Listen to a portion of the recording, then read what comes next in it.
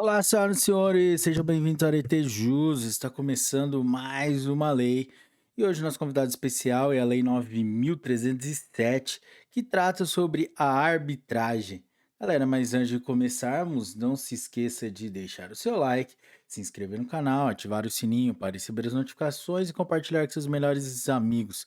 Galera, e também deixa aí embaixo seu comentário com algum emoji, críticas, sugestões, elogios e vamos lá. Capítulo 1. Disposições gerais. Artigo 1º. As pessoas capazes de contratar poderão valer-se da arbitragem para dirimir litígios relativos a direitos patrimoniais disponíveis. Parágrafo 1º. A administração pública direta e indireta poderá utilizar-se da arbitragem para dirimir conflitos relativos a direitos patrimoniais disponíveis. Parágrafo 2º. A autoridade ou órgão competente da administração pública direta para a celebração de convenção de arbitragem é a mesma para a realização de acordos ou transações. Artigo 2º. A arbitragem poderá ser de direito ou de equidade, a critério das partes. Parágrafo 1º. Poderão as partes escolher livremente as regras de direito que serão aplicadas na arbitragem, desde que não haja violação aos bons costumes e à ordem pública. Parágrafo 2º. Poderão também as partes convencionar que a arbitragem se realize com base nos princípios gerais de direito, nos usos e costumes e nas regras internacionais de comércio. Parágrafo 3º. A arbitragem que envolva a administração pública será sempre de direito e respeitará o princípio da publicidade. Capítulo 2 da Convenção de Arbitragem e seus efeitos. Artigo 3º. As partes interessadas podem submeter a solução de seus litígios a juízo arbitral mediante convenção de arbitragem, assim entendida a cláusula compromissória e o compromisso arbitral. Artigo 4º. A cláusula compromissória é a convenção através da qual as partes em um contrato comprometem-se a submeter à arbitragem os litígios que possam vir a surgir relativamente a tal contrato. Parágrafo 1º. A cláusula compromissória deve ser estipulada por escrito, podendo estar incerta no próprio contrato ou em documento apartado que a ele se refira. Parágrafo 2º. Nos contratos de adesão, a cláusula compromissória só terá eficácia se o aderente tomar a iniciativa de instituir a arbitragem ou concordar expressamente com a sua instituição, desde que, por escrito em documento anexo ou em negrito, com a assinatura ou visto especialmente para essa cláusula. Artigo 3º. Vetado. Parágrafo 3º. Vetado. Parágrafo 4º. Vetado.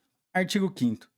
Reportando-se às partes, na cláusula compromissória, as regras de algum órgão arbitral, institucional ou entidade especializada, a arbitragem será instituída e processada de acordo com tais regras, podendo, igualmente, as partes estabelecer na própria cláusula ou em outro documento a forma convencionada para a instituição da arbitragem. Artigo 6º. Não havendo acordo prévio sobre a forma de instituir a arbitragem, a parte interessada manifestará à outra parte sua intenção de dar início à arbitragem, por via postal ou por outro meio qualquer de comunicação, mediante comprovação de recebimento, convocando-a para, em dia, hora e local certos, firmar compromisso arbitral. Parágrafo único. Não comparecendo a parte convocada ou comparecendo, recusar-se a firmar o compromisso arbitral, poderá a outra parte propor a demanda de que trata o artigo 7º desta lei perante o órgão do Poder Judiciário a que, originariamente, tocaria o julgamento da causa. Artigo 7º. Existindo cláusula compromissória e havendo resistência quanto à instituição da arbitragem, poderá a parte interessada requerer a citação da outra parte para comparecer em juízo a fim de lavrar-se o compromisso, designando o juiz audiência especial para tal fim. Parágrafo 1º. O autor indicará, com precisão, o objeto da arbitragem, instruindo o pedido com o documento que contiver a cláusula compromissória. Parágrafo 2º. Comparecendo as partes à audiência, o juiz tentará previamente a conciliação acerca do litígio. Não obtendo sucesso, tentará o juiz conduzir as partes à celebração, de comum acordo, do compromisso arbitral. Parágrafo 3º. Não concordando as partes sobre os termos do compromisso, decidirá o juiz, após ouvir o réu, sobre o seu conteúdo, na própria audiência ou no prazo de 10 dias, respeitadas as disposições da cláusula compromissória e atendendo ao disposto nos artigos 10 e 21 desta lei. Parágrafo 4º. Se a cláusula compromissória nada dispuser sobre a nomeação de árbitros, caberá ao juiz, ouvidas as partes, estatuir a respeito, podendo nomear árbitro único para a solução do litígio. Parágrafo 5º.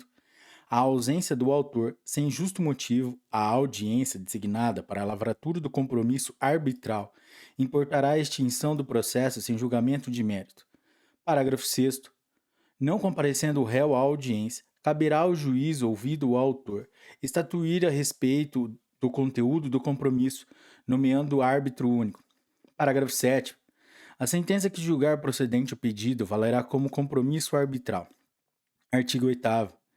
A cláusula compromissória é autônoma em relação ao contrato em que estiver incerta, de tal sorte que a nulidade deste não implica necessariamente a nulidade da cláusula compromissória.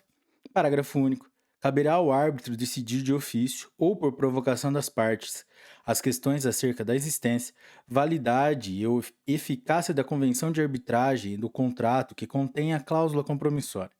Artigo 9º. O compromisso arbitral é a convenção através da qual as partes submetem um litígio à arbitragem de uma ou mais pessoas, podendo ser judicial ou extrajudicial. Parágrafo 1º. O compromisso arbitral judicial celebrar-se-á por termo nos autos, perante o juízo ou tribunal, onde tem curso a demanda. Parágrafo 2º. O compromisso arbitral extrajudicial será celebrado por escrito particular, assinado por duas testemunhas ou por instrumento público. Artigo 10. Constará, obrigatoriamente, do compromisso arbitral. Inciso 1. O nome, profissão, estado civil e domicílio das partes. Inciso 2. O nome, profissão e domicílio do árbitro ou dos árbitros, ou, se for o caso, a identificação da entidade a qual as partes delegaram a indicação de árbitros. Inciso 3. A matéria que será objeto da arbitragem. E, inciso 4. O lugar em que será proferida a sentença arbitral. Artigo 11. Poderá, ainda, o compromisso arbitral conter. Inciso 1. Local ou locais onde se desenvolverá a arbitragem. Inciso 2. A autorização para que o árbitro ou os árbitros julguem por equidade, se assim for convencionado pelas partes. Inciso 3. O prazo para apresentação da sentença arbitral. Inciso 4. A indicação da lei nacional ou das regras corporativas aplicáveis à arbitragem, quando assim convencionarem as partes. Inciso 5. A declaração da responsabilidade pelo pagamento dos honorários e das despesas com a arbitragem. E, inciso 6. A fixação dos honorários do árbitro ou dos árbitros. Parágrafo único. Fixando as partes os honorários do árbitro ou dos árbitros num compromisso arbitral, este constituirá título executivo extrajudicial. Não havendo estipulação, o árbitro requererá ao órgão do Poder Judiciário, que seria competente para julgar, originariamente, a causa que os fixe por sentença. Artigo 12. Extingue-se o compromisso arbitral. Inciso 1. Excusando-se qualquer dos árbitros antes de aceitar a nomeação, desde que as partes tenham declarado expressamente não aceitar substituto. Inciso 2. Falecendo ou ficando impossibilidade de dar seu voto a algum dos árbitros, desde que as partes declarem expressamente não aceitar substituto e, inciso 3, tendo expirado o prazo a que se refere o artigo 11, inciso 3, desde que a parte interessada tenha notificado o árbitro ou o presidente do tribunal arbitral, concedendo-lhe prazo de 10 dias para a prolação e apresentação da sentença arbitral.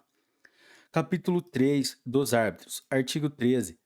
Pode ser árbitro qualquer pessoa capaz e que tenha confiança das partes.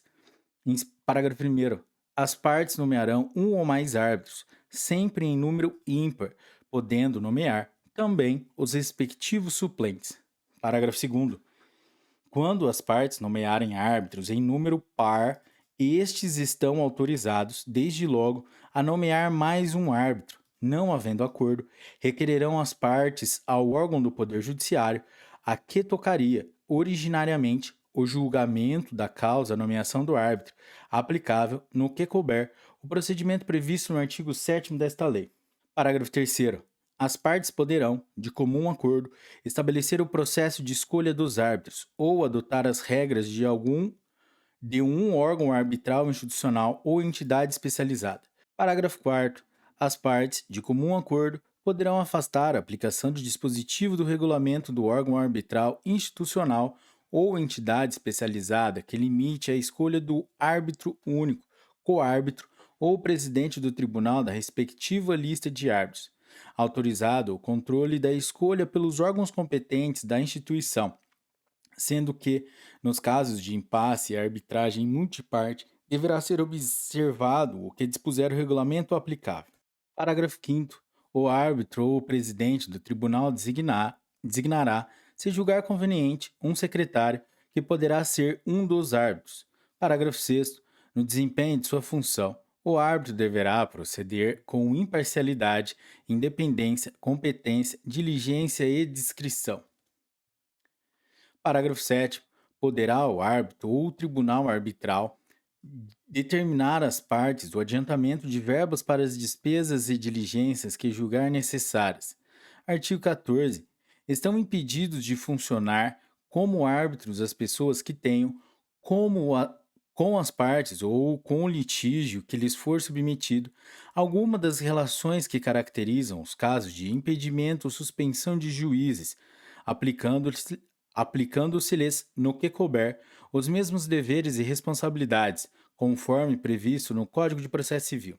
Parágrafo 1º. As pessoas indicadas para funcionar como árbitro têm o dever de revelar, antes da aceitação da função, qualquer fato que denote dúvida justificada quanto à imparcialidade e independência. Parágrafo 2º. O árbitro somente poderá ser recusado por motivo ocorrido após sua nomeação. Poderá, entretanto, ser recusado por motivo anterior à sua nomeação, quando, a linha A, não for nomeado diretamente pela parte ou, a linha B, o motivo para a recusa do árbitro for conhecido posteriormente à sua nomeação. Artigo 15. A parte interessada em arguir a recusa do árbitro apresentará, nos termos do artigo 20, a respectiva exceção, diretamente ao árbitro ou ao presidente do tribunal arbitral, deduzindo suas razões e apresentando as provas pertinentes. Parágrafo único. Acolhida a exceção, será afastado o árbitro suspeito ou impedido, que será substituído na forma do artigo 16 desta lei. Artigo 16. Se o árbitro recusar-se antes da aceitação da nomeação ou após a aceitação vier a falecer, torna-se impossibilitado para o exercício da função ou, se for recusado, assumirá seu lugar o substituto indicado no compromisso, se houver. Parágrafo 1º. Não havendo substituto indicado para o árbitro, aplicar-se-ão as regras do órgão arbitral institucional ou entidade especializada, se as partes as tiverem invocado na convenção de arbitragem. Parágrafo 2º. Nada dispondo a convenção de arbitragem e não chegando as partes a um acordo sobre a nomeação do árbitro a ser substituído, procederá a parte interessada da forma prevista no artigo 7º desta lei, a menos que as partes tenham declarado expressamente na convenção de arbitragem não aceitar substituto. Artigo 17. Os árbitros, quando no exercício de suas funções ou em razão delas, ficam equiparadas aos funcionários públicos para os efeitos da legislação penal. Artigo 18. O árbitro é juiz de fato e de direito, e a sentença que proferir não fica sujeita a recurso ou a homologação do Poder Judiciário. Capítulo 4 do Procedimento Arbitral. Artigo 19. Considera-se instituída a arbitragem quando aceita a nomeação pelo árbitro, se for único ou por todos, se forem vários. Parágrafo 1º. Instituída a arbitragem, entendendo o árbitro ou o tribunal arbitral que a necessidade de explicitar questão disposta na convenção de arbitragem, será elaborado, juntamente com as partes, adendo firmado por todos, que passará a fazer parte integrante da convenção de arbitragem. Parágrafo 2º. A instituição da arbitragem interrompe a prescrição, retroagindo a data do requerimento de sua instauração, ainda que extinta a arbitragem por ausência de jurisdição. Artigo 20. A parte que pretender arguir questões relativas à competência, suspeição ou impedimento do árbitro ou dos árbitros, bem como nulidade, invalidade ou ineficácia da convenção de arbitragem, deverá fazê-lo na primeira oportunidade que tiver de se manifestar, após a instituição da arbitragem. Parágrafo 1º. Acolhida a arguição de suspensão ou impedimento, será o árbitro substituído nos termos do artigo 16 desta lei, reconhecida a incompetência do árbitro ou do tribunal arbitral, bem como a nulidade, invalidade ou ineficácia da convenção de arbitragem. Serão as partes remetidas ao órgão do Poder Judiciário competente para julgar a causa. Parágrafo 2º. Não sendo acolhida a arguição, terá normal prosseguimento a arbitragem, sem prejuízo de vir a ser examinada a decisão pelo órgão do Poder Judiciário competente, quando da eventual propositura da demanda de que trata o artigo 33 desta lei. Artigo 21. A arbitragem obedecerá ao procedimento estabelecido pelas partes na Convenção de Arbitragem, que poderá reportar-se às regras de um órgão arbitral institucional ou entidade especializada, facultando-se ainda às partes delegar ao próprio árbitro ou ao tribunal arbitral regular o procedimento. Parágrafo 1º. Não havendo estipulação acerca do procedimento, caberá ao árbitro ou ao tribunal arbitral discipliná-lo. Parágrafo 2º.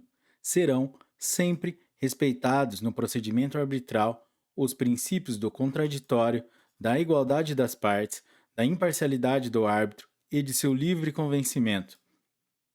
Parágrafo 3º. As partes poderão postular, por intermédio de advogado, respeitada sempre a faculdade de designar quem as represente ou assista no procedimento arbitral. Parágrafo 4º. Competirá ao árbitro ou ao tribunal arbitral, no início do procedimento, tentar a conciliação das partes, aplicando-se, no que couber, o artigo 28 desta lei. Artigo 22. Poderá o árbitro ou o tribunal arbitral tomar o depoimento das partes, ouvir as testemunhas e determinar a realização de perícias ou outras provas que julgar necessárias, mediante requerimento das partes ou de ofício. Parágrafo 1º.